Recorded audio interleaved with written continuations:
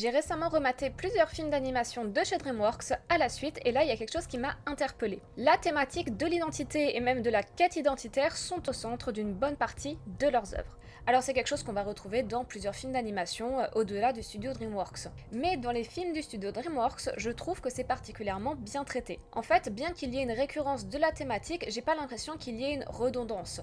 En fait, chaque film, tout comme chaque protagoniste, va avoir son identité propre et son univers propre et se démarquer ainsi des autres.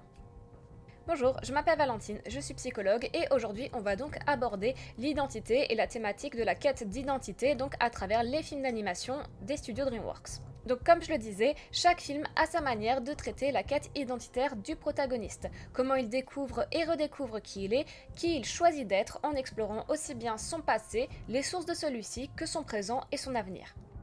Et ces éléments vont être plus ou moins présents selon les films. Et ce que je trouve également particulièrement intéressant, c'est que malgré les changements et évolutions des personnages, leurs personnalités vont rester cohérentes du début à la fin. Ils sont égaux à eux-mêmes tout en évoluant. On sait d'ailleurs que la personnalité est relativement stable au cours de la vie et on en parlera plus précisément quand on abordera le cas de Shrek.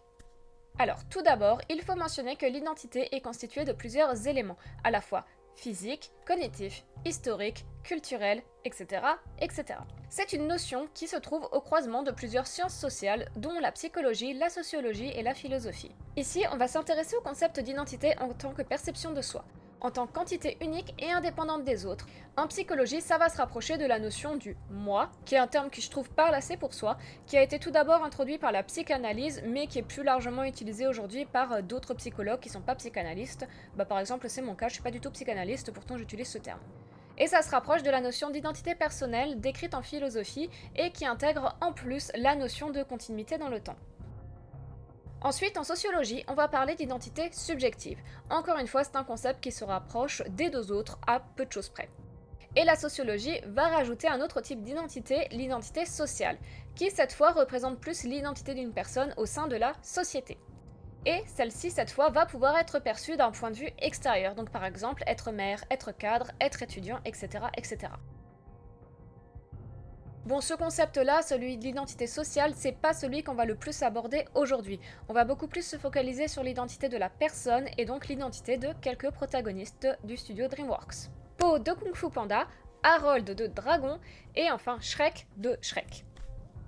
Donc si jamais vous n'avez pas vu ces films et ne souhaitez pas être spoilé, je vous conseille de revenir regarder cette vidéo une fois que ce sera fait. Chez Po, la quête identitaire et l'identité sont au cœur de chacun des films de la franchise. Pourtant, chacun paraît unique et on n'a pas un effet de répétition.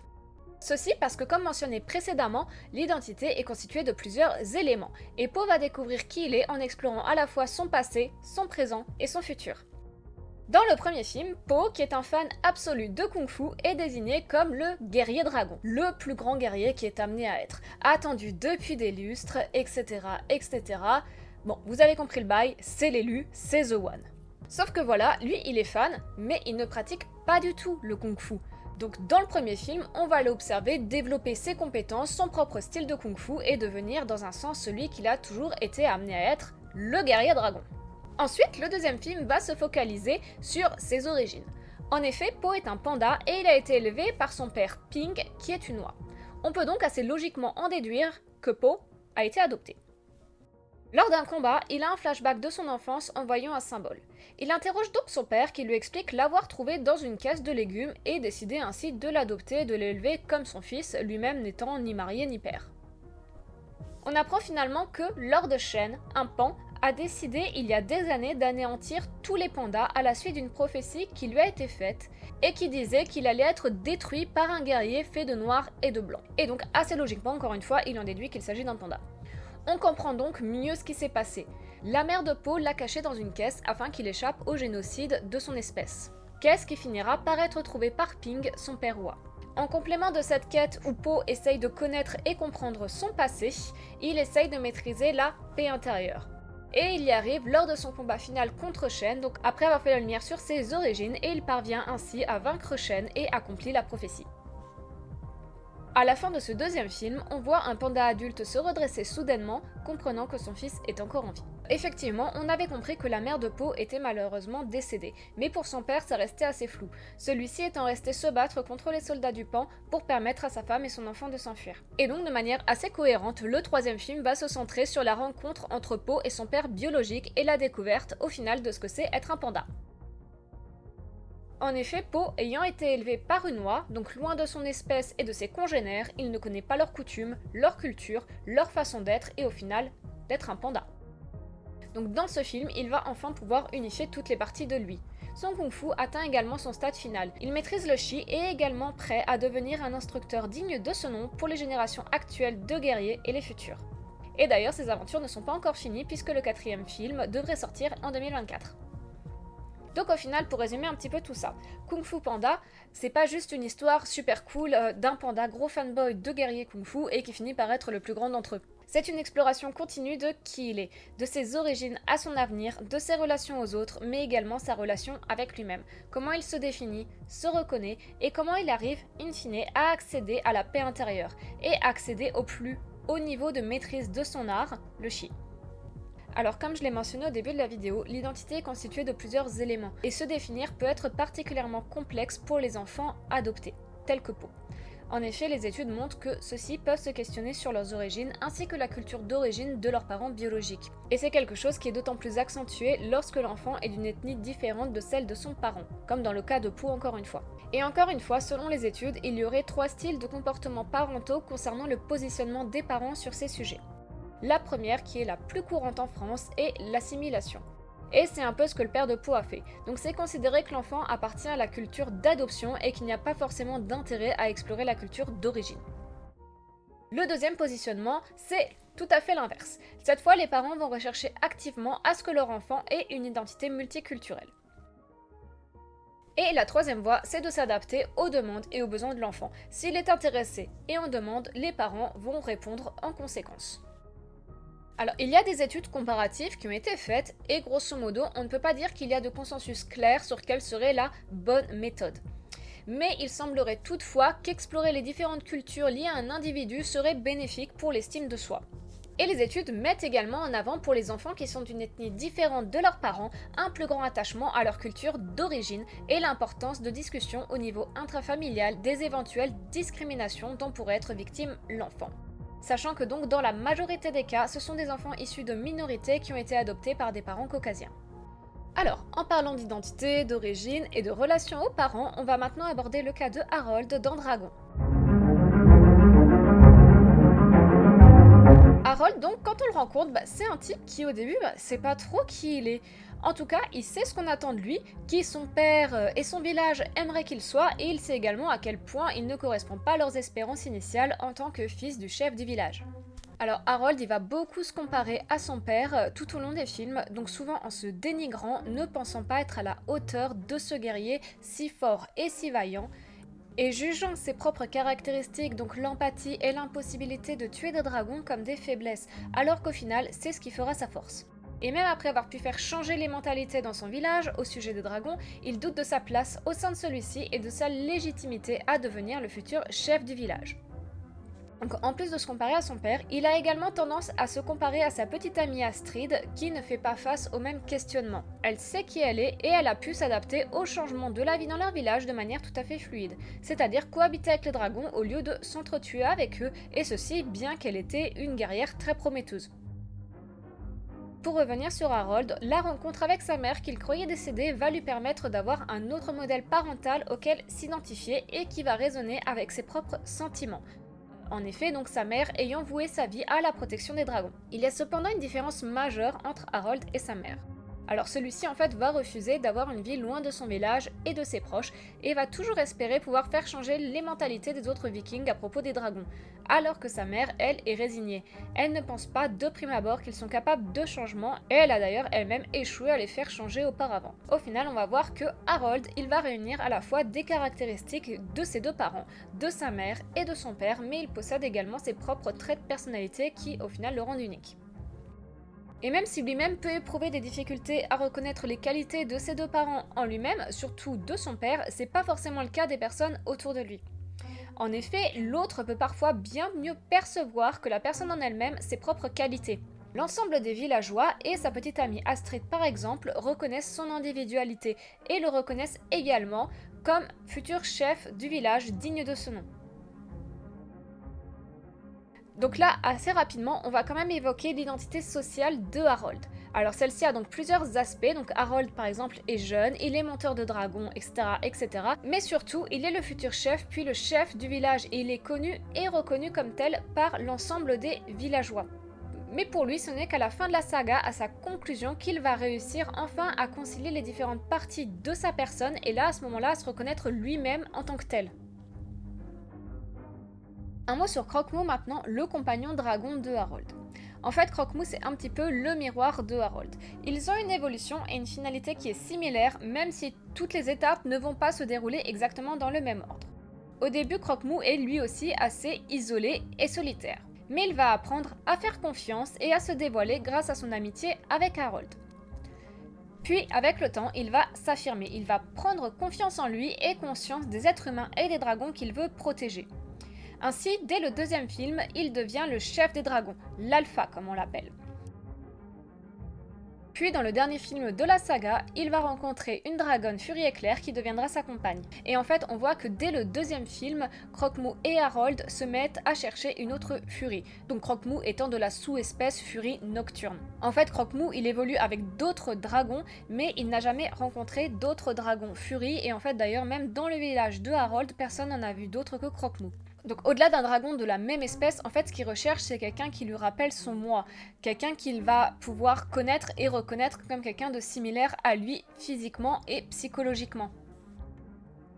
Il cherche quelqu'un d'autre bien qu'il soit très proche de Harold, donc qui est très similaire à lui au niveau psychique. Et bien qu'ils aient une relation qui soit très proche, voire même fusionnelle, Harold et Croque-Mou ne peuvent pas vivre et se construire simplement au regard et en interaction l'un avec l'autre, et c'est d'ailleurs pas quelque chose qu'ils souhaitent. Ils ont besoin d'avoir d'autres relations sociales, d'autres pairs avec qui interagir et continuer d'évoluer. En fait, contrairement aux autres duos dragons-humains qu'on voit dans la série, Croque-Mou et Harold sont complètement indissociables l'un de l'autre.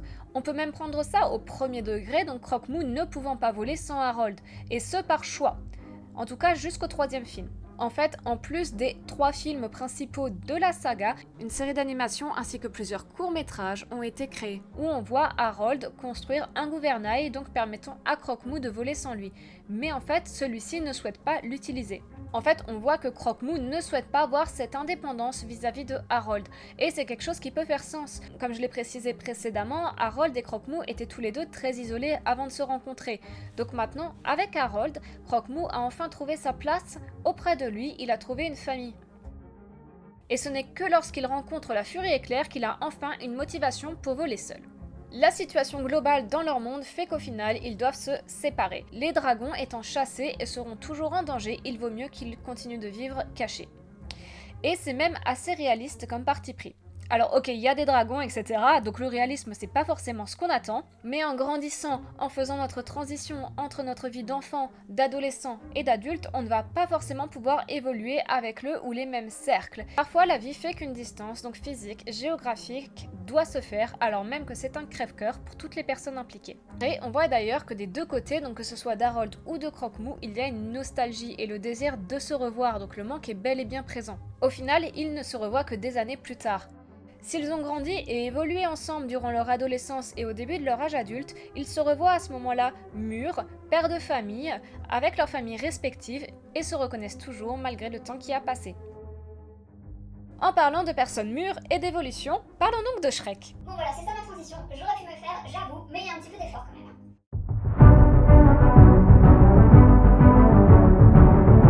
Alors, Shrek, c'est quelqu'un qui, dès le premier film, donc contrairement à Harold ou Po par exemple, va apparaître, savoir exactement qui il est.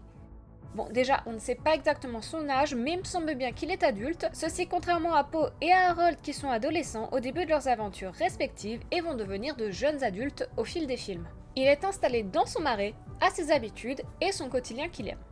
Son histoire, ce n'est pas vraiment de se trouver, mais plutôt de se découvrir autrement. Comment accepter le changement et l'évolution? Je sais qui je suis et est-ce que j'apprécie ce que je deviens? Et comment le concilier avec ce que je suis? Celui que j'identifie comme étant moi.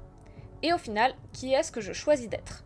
Au fil des films, Shrek va faire face à des changements imprévisibles. Alors tout d'abord, il va tomber amoureux et qui plus est épouser une princesse. Il va rencontrer sa famille royale. Il va devoir trouver une solution pour ne pas devenir souverain d'un royaume, donc du royaume des parents de son épouse, duquel il n'a jamais pensé un jour hériter. Il va devenir parent alors qu'il ne l'avait jamais envisagé. Et de plus, il finit, au fil du temps, à devenir très entouré, à se faire des amis qui vont être plus ou moins proches de lui.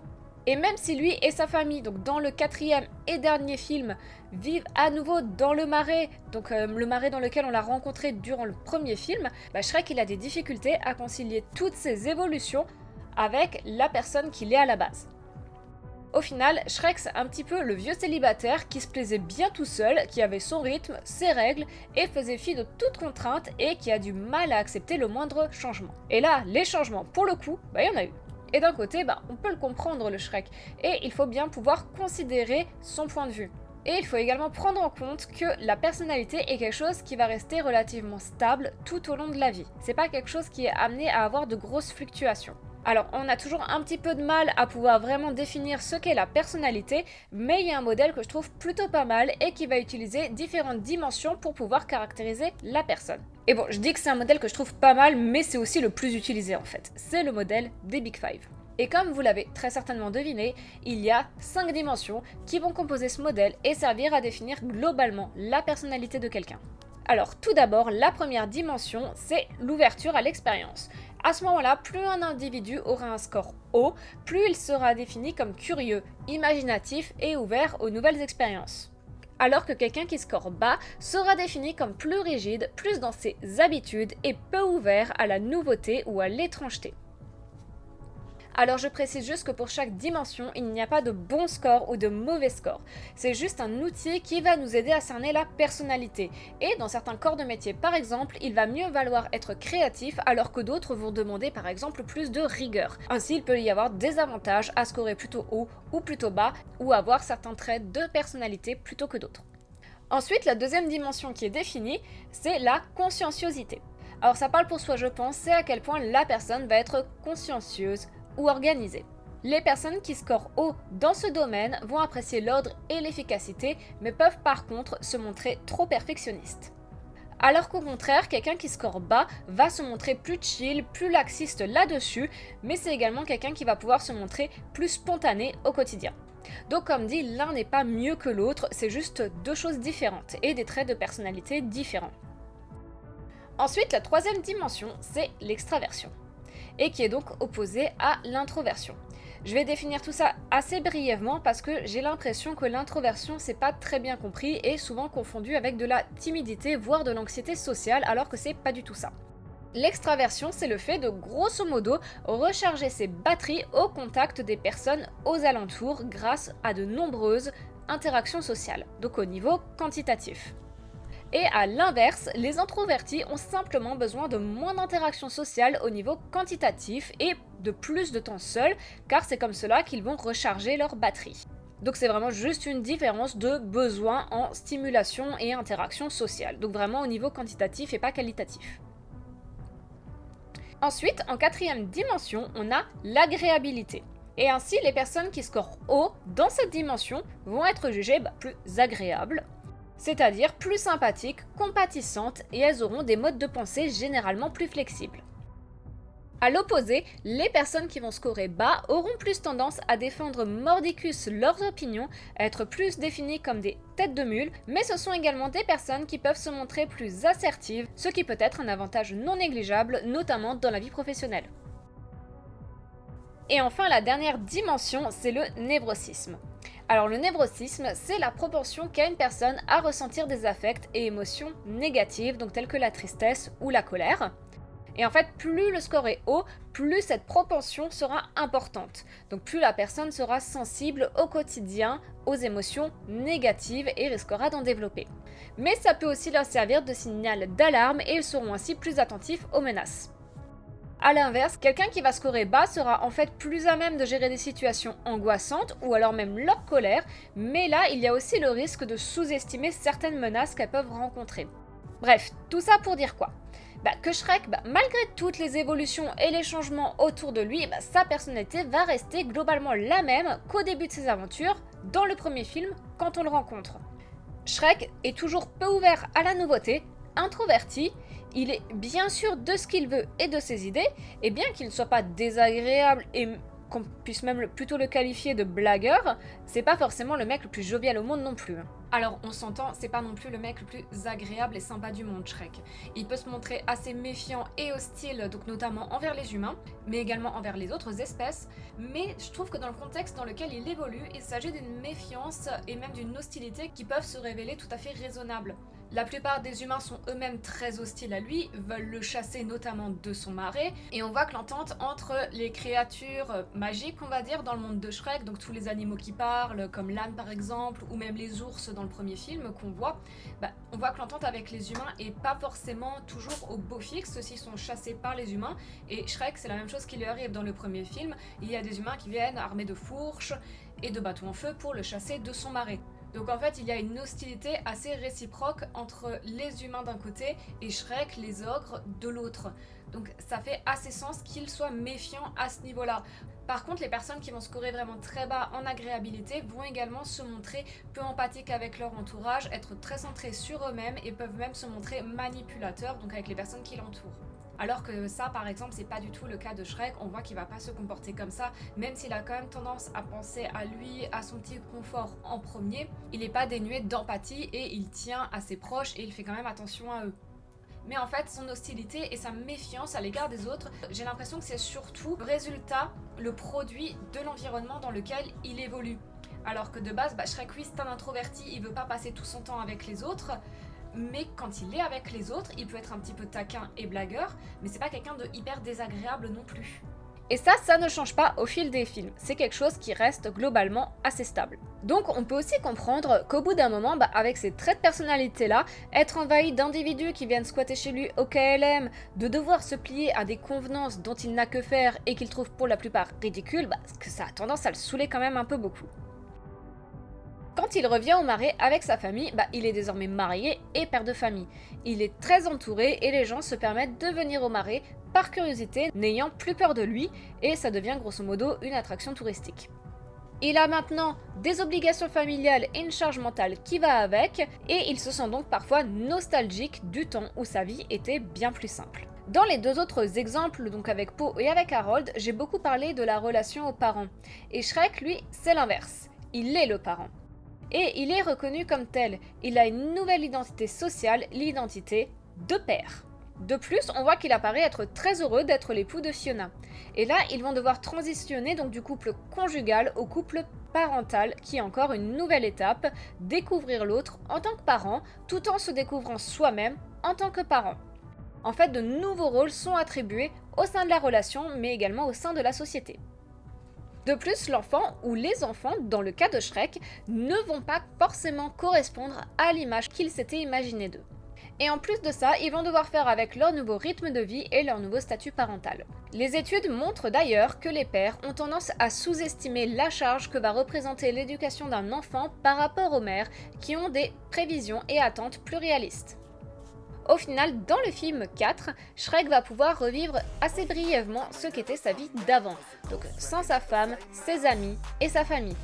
Après de nombreuses péripéties, alors parce que oui, c'est pas si simple, mais je vais pas rentrer dans les détails là, mais grosso merdo, il n'a failli ne jamais les revoir. Après tout ça, Shrek va retourner dans son monde auprès de toutes ces personnes qui l'entourent et qu'il n'échangerait contre rien au monde, et ça c'est la fin de son histoire. Mais ce qu'on peut en retenir, c'est que tous ces sentiments ambivalents sont normaux et légitimes. Donc on peut tout à fait être nostalgique d'un temps où les choses étaient plus simples, moins complexes et compliquées, sans pour autant vouloir y retourner. Et même si on pouvait y retourner, au final se rend compte que c'est pas ce qu'on souhaitait au fond. On est juste nostalgique d'un sentiment qu'on a ressenti à un moment donné, mais ça veut pas dire qu'on a envie de jeter tout ce qu'on est en train de vivre aujourd'hui. Ainsi, Shrek est qui il est et qui il a choisi d'être au fil de ses aventures et de ses rencontres.